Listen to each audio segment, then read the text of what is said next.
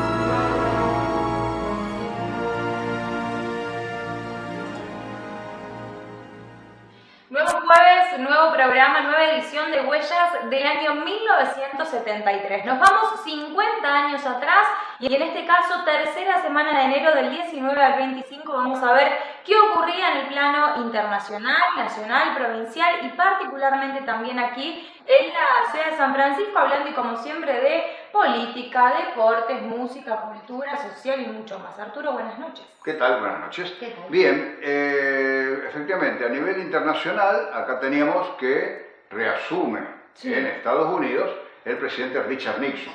Él venía de tener, era republicano, venía de tener su primer gobierno de 4 años, donde estuvo marcado por el signo de la guerra de Vietnam.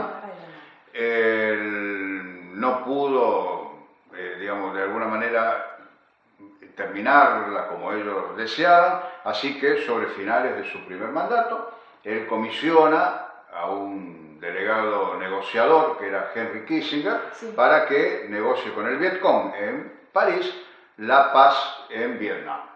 Esto estaba ya a punto de concretarse y precisamente cuando asume Richard Nixon, todas las esperanzas estaban en que la guerra termine pronto, que termine lo más pronto posible. Y esto ocurre 3 días después de la reasunción de Nixon, cuando él anuncia el final de la guerra. Henry Kissinger se había vuelto a reunir con la gente de Vietnam del Norte y dijo que el acuerdo de paz que se había firmado tenía el total acuerdo del presidente de Vietnam del Sur. La guerra era entre Vietnam del Sur y Vietnam del Norte. La parte comunista y la parte apoyada por Estados Unidos. Obviamente, el presidente de Vietnam del Sur no podía ya hacer más nada porque estaban absolutamente vencidos, así que eso es con lo que se firma. Bien, en esas negociaciones, digamos, o en el marco de esas negociaciones, Kissinger es nombrado secretario de Estado para Estados Unidos. Claro, inmediatamente después, al asumir Nixon, precisamente lo nombra a Kissinger secretario de Estado, que es lo máximo que podía tener un funcionario norteamericano, ¿no? Sí. En aquel momento sería como el canciller del país, nada más que allá tiene un ministro de Relaciones Exteriores y en Estados Unidos le llaman secretario de Estado. Otro dato importante para la época y para Estados Unidos, y como noticia internacional también, es que 2 días luego de la reasunción de Nixon, fallece Lyndon Baines Johnson, que era el presidente anterior a Nixon. Exacto, el antecesor, digamos. El antecesor. Y a la vez, Johnson había sido el sucesor del presidente Kennedy cuando 10 años antes lo habían asesinado en Dallas. Un año que lo vamos a ver ya desde el principio del año, con la primera semana de enero y en el transcurso de todo este 1973, marcado por la política a nivel internacional, pero también a nivel nacional. Teníamos como, bueno, el ámbito bastante caldeado, podríamos decir. Muy caldeado, muy fuerte, ¿no es cierto? Muy violento en todo momento. Estamos siempre señalando el tema de la violencia. E incluso con declaraciones de los políticos que eran agresivas, ¿no? Eran fuertes, las declaraciones eran fuertes. Más que plantear así plataformas, ¿no es cierto?, de obras y de otras cosas, todo pasaba por declaraciones así absolutamente políticas o polémicas.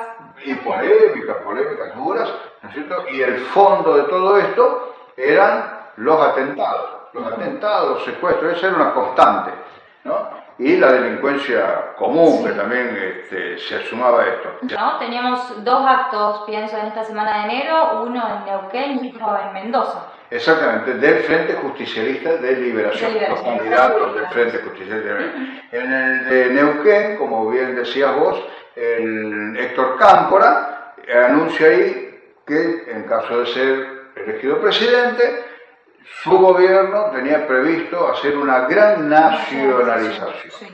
Es decir, Cámpora era una persona con un pensamiento de izquierda, era el delegado de Perón, naturalmente en la Argentina, pero él tenía un firme pensamiento de izquierda, socializante, así que evidentemente pensaba en la nacionalización y que los gobiernos tenían que ser los que administraban todas estas cuestiones. Y a la vez, acá comienza a hablarse ya de una amnistía a los presos políticos y sindicales que había en el país. Evidentemente, desde el gobierno militar, mucha gente estaba detenida, algunos por actos terroristas y otros por cuestiones ideológicas. Entonces, Cámpora prometía que iba a haber una gran amnistía. El resto de la sociedad y la parte política aceptaba que haya una amnistía hacia los presos políticos, es decir, hacia lo ideológico, pero no aceptaban que los que estaban detenidos por cuestiones subversivas sean liberados también. Exacto. Y algo que llama la atención en este sentido es que se les había prohibido hacer la gira en tren y después se les prohibió hacer la gira en charter. Sí. Claro, eso es decir, el gobierno de la Junta Militar que teníamos en aquel momento, que el presidente era Alejandro Agustín Lanusse, cuando la gente del Frejuli había organizado, en el marco de la campaña, estaban autorizados a hacer campaña naturalmente, habían organizado hacer como un tren de la victoria, que llamaban. El tren era un medio de locomoción que todavía andaba por todo el país. Y entonces ellos habían pensado, habían programado organizar un pequeño tren, ¿no es cierto?, una locomotora con 3 o 4 vagones donde iban a ir candidatos y recorriendo el país. San Francisco estaba incluido en el trayecto de ese tren. Y era un tren de la victoria, iban a ir pueblo por pueblo y haciendo un acto en las estaciones ferroviarias. Exactamente, esa era la idea. El gobierno le prohíbe hacer eso. ¿Tren de la victoria? El tren de la victoria no va. Okay. ¿Qué decide entonces? Dice, bueno, lo hacemos en avión.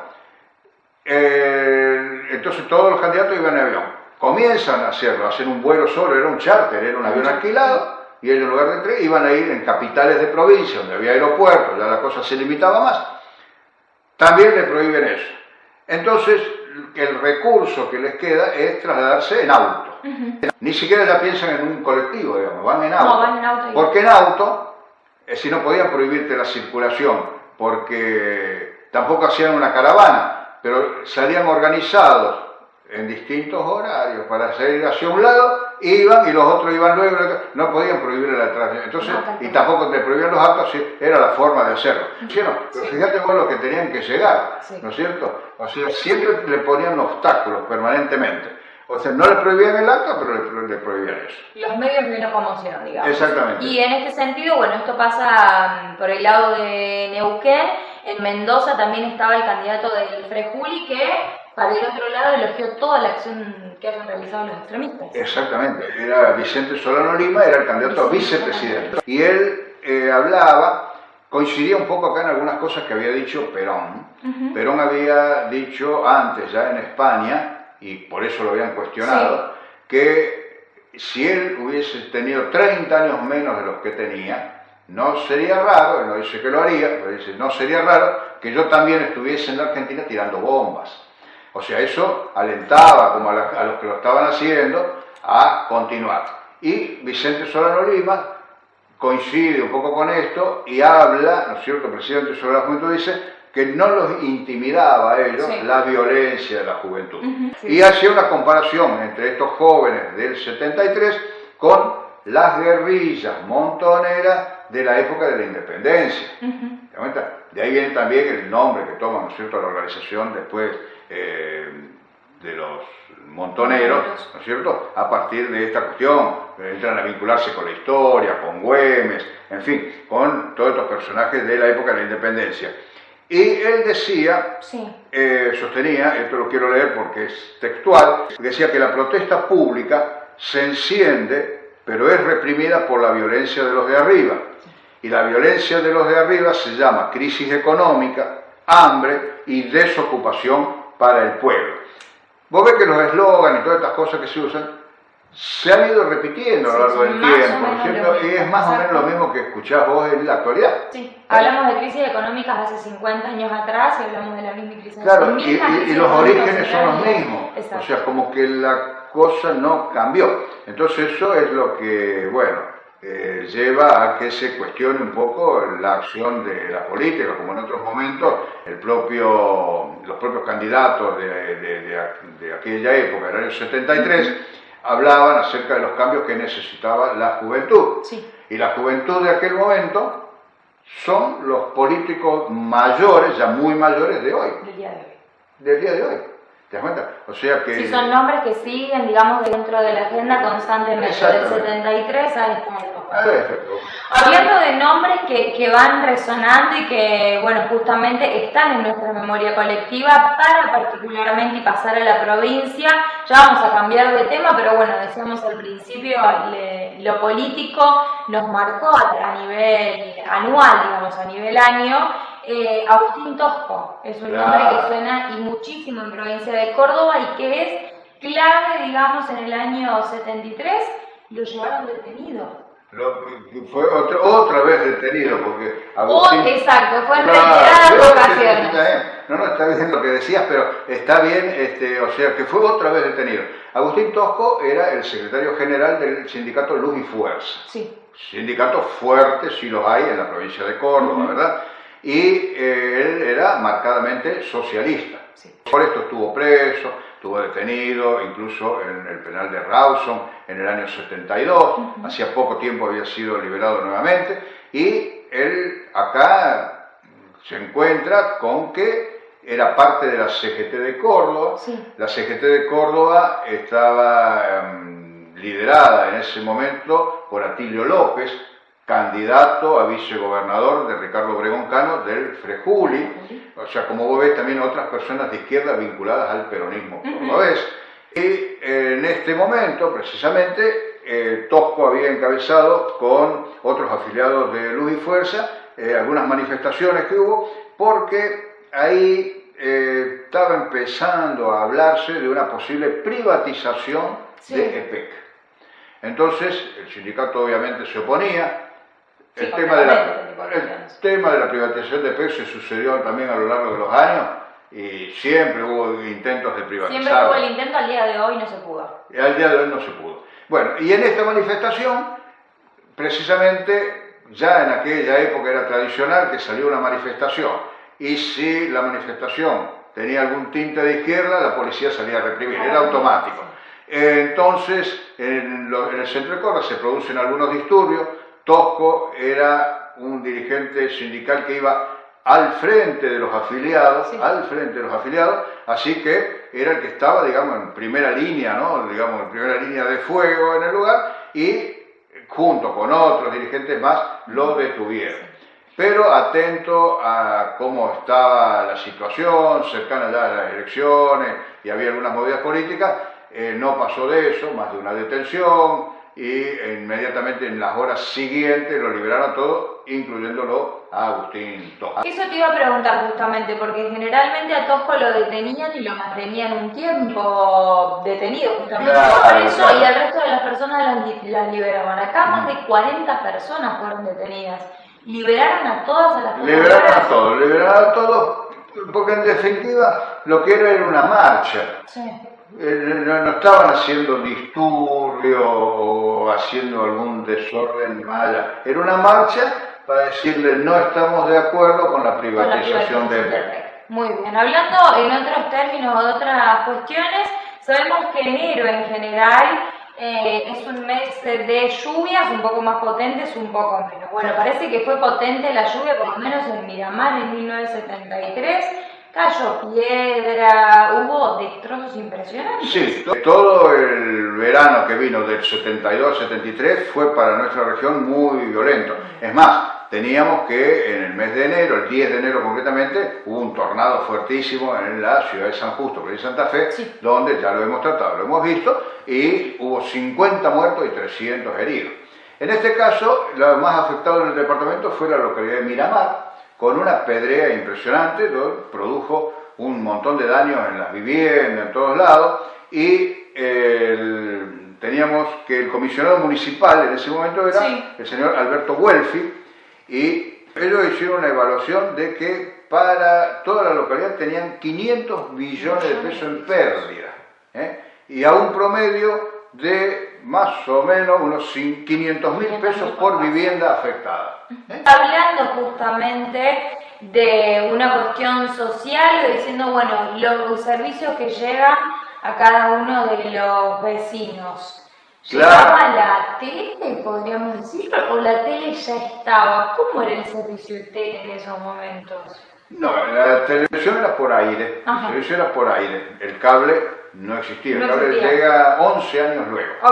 Bien, entonces San Francisco para ver televisión tenía muchísimos problemas, era tradicional tener las antenas grandes arriba, orientarlas para poder ver la televisión. Y depende del clima, depende del viento, si llueve no se ve nada, pasaba de todo, digamos. Claro, aparte del televisor, ¿no es cierto?, sin control remoto, nada de esto. Pero para que lleguen las señales, por ejemplo, desde Córdoba a San Francisco, la Universidad Nacional de Córdoba, los servicios de radio y televisión, los SRT de Córdoba, comienzan a desarrollar en la provincia, ya en Santa Fe también se había hecho lo mismo con los canales santafesinos, hacer un servicio de antenas que eran retransmisoras de señales. Entonces, para San Francisco, los SRT instalaron una torre muy grande, ¿no? Torre como de 90 metros de altura, en Tránsito, otra en la localidad de La Francia y la receptora en San Francisco. Entonces la señal salía de Córdoba, iba a Tránsito, se repetía en La Francia y llegaba acá una antena que en aquella época estaba instalada en el terreno que pertenecía al basural de San Francisco, donde ahora está la Sociedad Protectora de Animales. Así por Caseros al fondo, digamos. Caseros al fondo. Allá estaba la torre.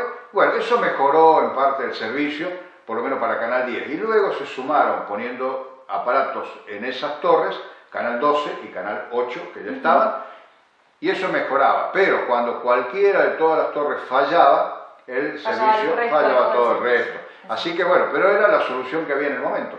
Así que la gente muy satisfecha en principio con lo que se había hecho, el esfuerzo que se había hecho para mejorarle la recepción de la televisión. Y las críticas, ¿cuáles eran? que bueno, que se habían hecho todos estos trabajos Sí. en vista de la campaña política y para que los mensajes de los políticos de Córdoba Puedan llegar en tiempo y lleguen forma. también a San Francisco o al Sí. departamento. San Francisco, volviendo un poquito a la política, ahora que venimos a nuestra localidad, que en esos momentos también estaba marcado por la política, teníamos diferentes candidatos a intendentes, actos que llevaban adelante, inauguración de sedes partidarias. ¿Qué pasaba por acá? Bien, evidentemente también acá se iba a votar para presidente, gobernadores e intendentes el 11 de marzo. Y así que en esta semana particularmente los candidatos que lanzan su campaña o que profundizan la campaña fue el radicalismo con Raúl Perracchione y el Movimiento de Unión Vecinal con el doctor Antonio Lamberghini, que venía de ser anteriormente comisionado municipal, Sí. que sería una figura de intendente pero de facto, y presidente del Banco de la Provincia de Córdoba, o sea Sí. que era una persona... Tenía una trayectoria y tenía un nombre conocido. Claro, y que además hizo un partido local tomando parte de afiliados o una línea del radicalismo que lo apoyaba. Ahí el radicalismo fue dividido. Sí. Iba por un lado con Perracchione y por el otro con Lamberghini, sería. Exactamente. Ok. Perracchione tenía como prioridad de su línea de gobierno la educación, vivienda, salud y deportes. Sí. Un Al día de hoy, candidato la relativamente sí. joven, Sí. tenía 37 años, Sí. y en cambio ya Lamberghini era una persona ya mayor, abogado, con experiencia porque había estado en el gobierno municipal, Ajá. claro, había estado en el gobierno municipal como comisionado, y él lo que buscaba, dice que iban a partir del reencuentro de la familia sanfrancisqueña, no la familia individual, sino que todo el conjunto de la comunidad como una familia. No vamos a decir que unos somos buenos y los otros son malos, o sea, buscaba Como la unidad. la Todos unidad bien. así de todos los vecinos, ¿no? Y dice, porque eso sería un flaco servicio a la ciudad y a la convivencia que deseamos todos los argentinos. O sea, él buscaba, a ver, ni yo soy mejor que vos, ni vos mejor que yo, estamos acá todos juntos, trabajemos, en fin. Que era, realmente ese era un signo que él tenía en su gobierno, ¿no? En sus gobiernos anteriores. Trabajar mucho con comisiones vecinales, gente voluntaria que trabajaba para la municipalidad. Hoy sería difícil a lo mejor formar ese tipo de comisiones de profesionales Sí. generalmente y de vecinos que voluntariamente vayan a contribuir con la municipalidad. Sin embargo, eso lo había conseguido Lamberghini Y lo había podido mantener, y dio digamos, buenos en el resultados. tiempo. Dio Sí. buenos resultados. Sí. Estamos hablando de otra época. De otra época. Medio siglo.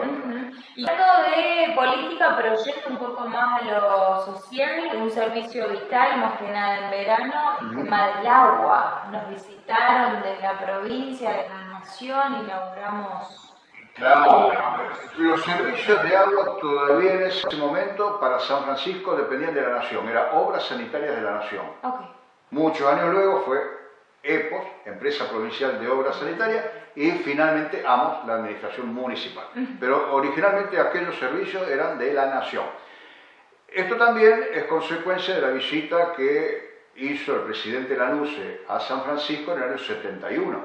Sí. Él ahí había prometido, vino a inaugurar el parque industrial y había prometido la sede nacional del Banco Nacional de Desarrollo en San Francisco, Sí. cosa que lamentablemente después no se concretó. Era un gran proyecto de descentralización administrativa del gobierno militar que no se concretó. Y lo otro era que se iba a construir la autopista de Santa Fe a Córdoba, pasando por San Francisco, todavía no está terminada. Todavía no.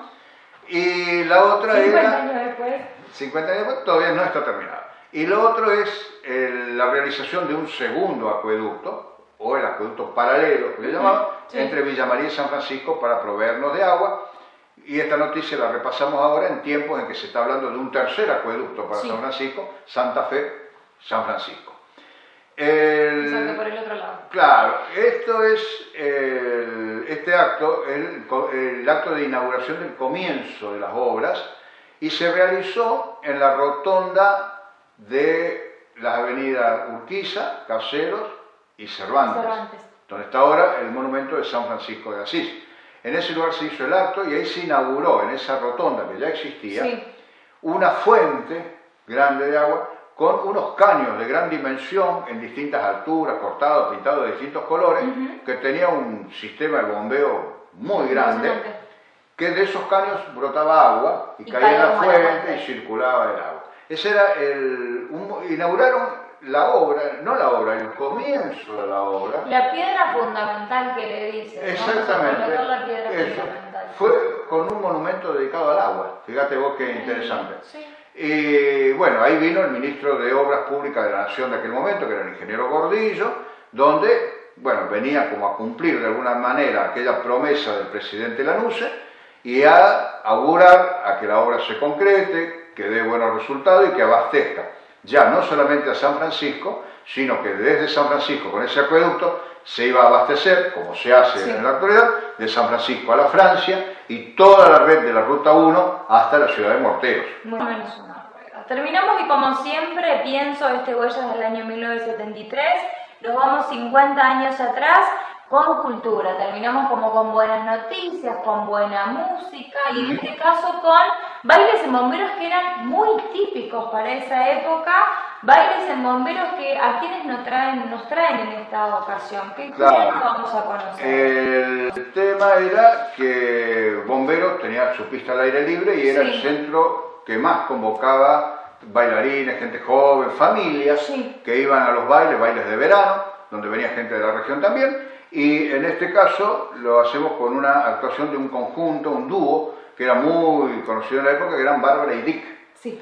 Bárbara y Dick eran dos jóvenes que ya decía como unos 8 años estaban actuando en distintos lugares. Tuvieron 2 temporadas ellos, una concretamente entre el año 65 y 69. Y ahí se disuelve Bárbara y Dick.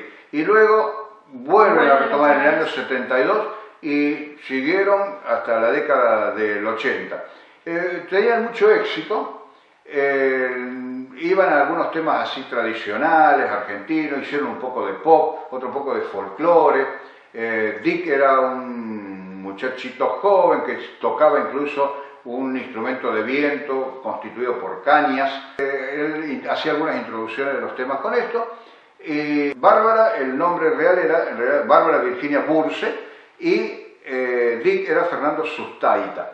Fernando Sustaita viene de un apellido que tenía que ver con las cuestiones artísticas argentinas anteriores. A la actualidad, bueno, Dick falleció en el año 2006, Bárbara continúa ahora todavía, ya una persona grande naturalmente, pero acompañada por un hijo que es músico, haciendo pequeños recitales, ofreciendo algunos espectáculos. Ella continuó con el tema de la música. Y acá en Bombero, en realidad no era música bailable la que ellos hacían, sino que era una música para escuchar, para estar tranquilos y escuchando. Y vamos a escucharlos en un tema de una línea social que ellos agregaban en su temática, que se llama Facundo, y es autoría de ellos, de Bárbara y Dick. Es un videoclip muy corto, muy breve, porque el tema era breve, pero marca una cuestión social y racista de la época. Así que con Bárbara y Dick y Facundo en este caso cerramos Huellas de 1973. Muchas gracias. No, gracias a vos.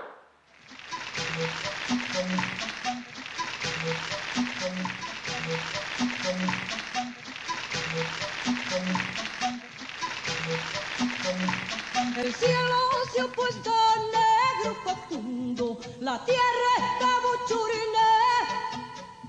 Ya no hay nadie que la cuide, Facundo, la tienen abandonada. Porque casi todo el mundo se ha ido ya para la ciudad. Porque casi todo el mundo se ha ido ya para la ciudad. Trabaja, negro, trabaja y vive de tu sudor. El pan que te comas luego, tras la faena sabrá mejor. Pan que te comas luego, tras la faena sabrá mejor. El pan que te comas luego, tras la faena sabrá mejor. Macoser, para sus productos Singer y Florencia. Presentó con exclusividad este programa de difusión educativa y cultural.